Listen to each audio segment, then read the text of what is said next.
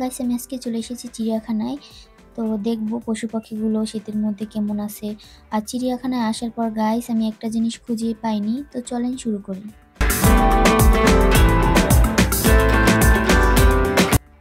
Hello guys, আসসালামু আলাইকুম। কেমন আছেন আপনারা সবাই? আমি আজকে চলে এসেছি চিড়িয়াখানায়, মিরপুর চিড়িয়াখানা। তো প্রথমেই ঢুকে দেখি এখানে হচ্ছে হরিণের এক ঝাঁক দল গাইস, এত সুন্দর লাগছিল।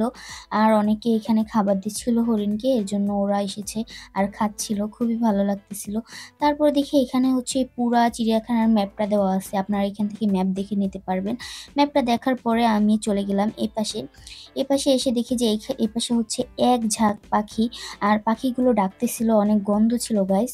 তো তারপর আমরা চলে এসেছি রয়্যাল বেঙ্গল টাইগারের খাঁচার সামনে। এই বাঘটা ঘুমাইতেছিল গাইস, ঠান্ডা পেয়ে অনেক পশু পাখি ঘুমাইতেছিল, আমি দেখতে পাইনি ওদেরকে।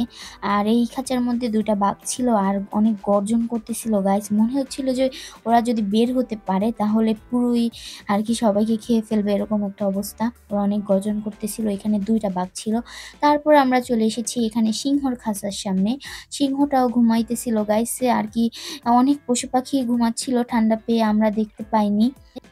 গাইস চিড়িয়াখানায় আসলে হাঁটতে হাঁটতে পা ব্যথা হয়ে যায় যে কোন খাঁচার মধ্যে কোন পশু পাখি আছে, এটা খুঁজতে খুঁজতে এখানে চলে এসেছিলাম রয়্যাল বেঙ্গল টাইগারের সামনে। এরাও ঘুমাচ্ছিল, এদেরকেও দেখতে পাইনি। তো সবাই আসলে অবশ্যই ঘুরে ঘুরে দেখবেন। আমি আর কি খুঁজতেছিলাম কোন খাঁচার মধ্যে কি আছে না আছে। আর এদের কিন্তু অনেক সুন্দর সুন্দর নাম দেওয়া আছে গাইস। যেমন আমি এখন চলে এসেছি উট পাখির খাঁচার সামনে। এই উট পাখির খাঁচার সামনে আসার পর দেখি এই উট পাখির নামগুলো এখানে দেওয়া আছে। এই উট পাখির নাম হচ্ছে ইমো উট পাখি। তো আমার অনেক ভালো লাগছিল, এদের নাম দিয়েছে একটা একটা করে। আমার খুবই ভালো লেগেছে এই বিষয়টা। আপনারা আসলে অবশ্যই দেখবেন আর পড়বেন, কিন্তু নামগুলো আপনাদের খুব ভালো লাগবে। তো গাইস আমি চিড়িয়াখানা আসার পরে আর কি ভিতরে দেখছিলাম আর একটা জাদুঘর আছে, প্রাণী জাদুঘর। ওইখানে আমি ঢুকেছিলাম, কিন্তু ওই ভিডিওটা এটার মধ্যে অ্যাড করতে পারিনি, কারণ ভিডিওটা বেশি লং হয়ে যাবে, এর জন্য। আপনারা আসলে অবশ্যই ওই প্রাণী জাদুঘরে ঢুকবেন, আপনাদের খুব ভালো লাগবে। আমার অন্য একটা পার্টে এই প্রাণী জাদুঘরের ভিডিওটা আসবে, আপনারা দেখবেন। আর কি ওইখানে গাইস এত সুন্দরভাবে অনেক কিছু রাখা হয়েছে যা আমি আগে কখনোই দেখি নাই, এটাই সত্যি কথা।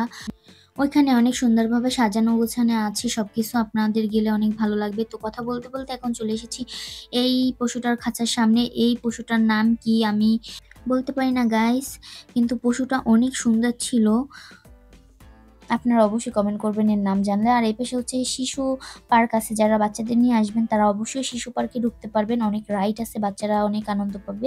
আপনারা অবশ্যই এই শীতের মধ্যে আসবেন, কারণ গরমের মধ্যে আসলে গাইস আপনার হাঁটতে হাঁটতে আর দেখতে দেখতে অনেক ক্লান্ত হয়ে যাবেন, তখন আর ভালো লাগবে না চিড়িয়াখানায় ঘুরতে। তো যারা আসবেন এই শীতের মধ্যে এসে চিড়িয়াখানায় ঘুরে যাবেন, আপনাদের অনেক অনেক ভালো লাগবে। দেখুন এখানে কিন্তু আবার ঘোড়াও আছে। আমি এখন কথা বলতে বলতে ঘোড়ার সামনে চলে এসেছি।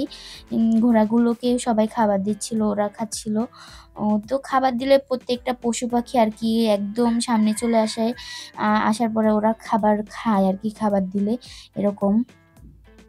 আবার দেখুন প্রত্যেকটার নাম লেখা আছে সামনে গাইস, আপনারা পড়বেন, আপনাদের খুবই ভালো লাগবে। সত্যি আমার খুব ভালো লাগছিল যে প্রত্যেকটা প্রাণীর একটা একটা করে নাম দিচ্ছে। আবার অনেকের যেটা নাম ওইটাই রাখছে, পাশে আবার অন্য একটা আর কি যে নামে ডাকে ওইটা।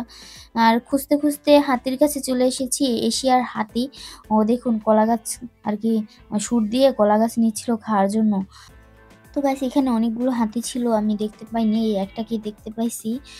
দেখুন ও খাবার নিচ্ছিল সুর দিয়ে। গাইস চিড়িয়াখানায় হাঁটতে হাঁটতে আমার পা ব্যথা করছিল, তো কথা বলতে বলতে এখন চলে এসেছি মায়া হরিণের খাঁচার সামনে। এটা হচ্ছে মায়া হরিণ। তারপরে আমরা এখন চলে এসেছি গাইস, এখানে হচ্ছে খাবারের জন্য একটা ভালো জায়গা করছে প্লেস। তারপরে এখানে হচ্ছে গন্ডার, দেখুন এটা হচ্ছে আফ্রিকার গন্ডার। গন্ডারটা আস্তে আস্তে খাবার খাচ্ছিল। এটা হচ্ছে শকুনের একটা খাঁচা গাইস, এই যে অনেকগুলো শকুন বসেছিল। আর এই একটা শকুন হচ্ছে এরকম উড়াল দিছিল, আমি ক্যামেরাটা ধরেছিলাম গাইস। দেখুন কিভাবে উড়ালটা দিছে, অনেক বড় বড় পাখাগুলো। আবার দেখুন আমার ক্যামেরার সামনে উড়ে এসে পড়েছে। তো তারপরে আমি এখান থেকে চলে গেছিলাম। তারপর এখন চলে এসেছি কুমির। এখানে একটা কুমির ছিল মাত্র গাইস। কুমিরটা ঘুমাইতেছিল। তো গাইস আমি কিন্তু সাপ খুঁজে পাইনি। আপনারা যদি সাপ দেখে থাকেন অবশ্যই আমাকে কমেন্ট করবেন। আমি এত সাপটাকে খুঁজেছি, তো আমি সাপটা খুঁজেই পেলাম না। সাপটা কোথায় আছে আমি জানি না। আর এই পশুটার নাম আপনারা অবশ্যই কমেন্ট করবেন। এ কিন্তু ঘুমাইতেছিল না। এ অনেক লাফালাফি করতেছিল আর কচ্ছপগুলোও সাঁতার কাটতেছিল। তো গাইস আজকে এই পর্যন্তই। আমি এখন বের হয়ে চলে যাব। আপনাদের যদি আমার ভিডিওটা ভালো লেগে থাকে লাইক, কমেন্ট, শেয়ার করবেন এবং সাবস্ক্রাইব করে আমার পাশে থাকবেন। আজকে এই পর্যন্ত। আপনারা ভালো থাকবেন। আল্লাহ হাফেজ।